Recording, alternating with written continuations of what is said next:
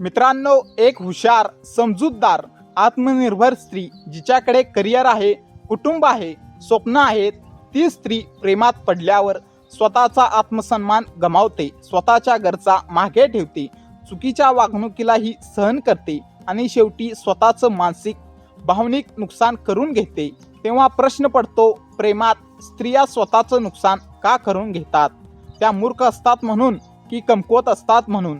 नाही. आजच्या या व्हिडिओमध्ये आपण कोणालाही दोष न देता, कोणालाही कमी न लेखता स्त्रियांच्या मनात चालणारी ती खोल प्रक्रिया समजून घेणार आहोत, जी बहुतेक लोकांना कधीच समजत नाही. हा व्हिडिओ शेवटपर्यंत नक्की पहा. मित्रांनो, स्त्रीचं प्रेम हे फक्त आकर्षण नसतं, ते भावनिक गुंतवणूक असतं. स्त्री जेव्हा प्रेमात पडते, ती मनाने पडते, ती भावनेने जोडली जाते, ती भविष्य डोळ्यासमोर ठेवते. पुरुषांसाठी प्रेम अनेकदा आयुष्याचा एक भाग असतो, पण स्त्रीसाठी प्रेम अनेकदा आयुष्याचं केंद्र बनतं आणि जेव्हा केंद्रच चुकीचं ठरतं तेव्हा संपूर्ण आयुष्य हादरतं. मित्रांनो, अनेक स्त्रिया प्रेमात स्वतःला हरवतात कारण त्यांना एक खोल भीती असते. त्याग केला नाही, ॲडजस्ट केलं नाही तर तो मला सोडून जाईल.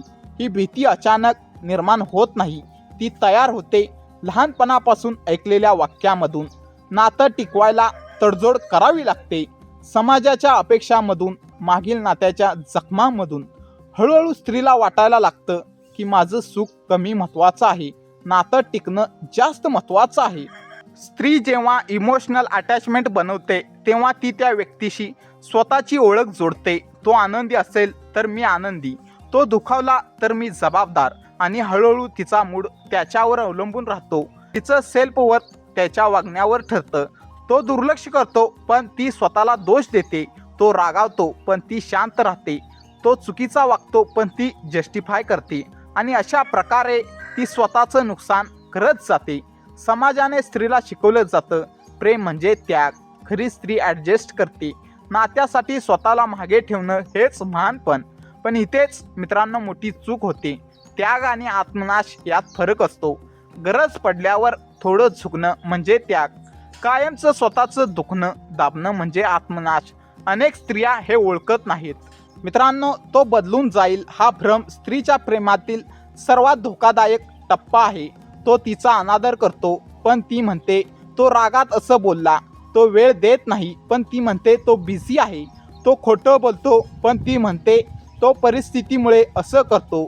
ती स्वतःला सांगते माझ्या प्रेमामुळे तो बदलेल, पण वास्तव असं आहे की बहुतेक लोक प्रेमामुळे बदलत नाहीत, ते बदलतात तेव्हा जेव्हा त्यांना बदलायचं असतं. मित्रांनो, अनेक स्त्रिया चुकीच्या नात्यात राहतात कारण त्यांना एकटेपणाची भीती असते. हे नातं गेलं तर माझं काय होईल? पुन्हा प्रेम मिळेल का? लोक काय म्हणतील? या भीतीमुळे वाईट वागणूक सहन करणं एकटं राहण्यापेक्षा सोपं वाटतं.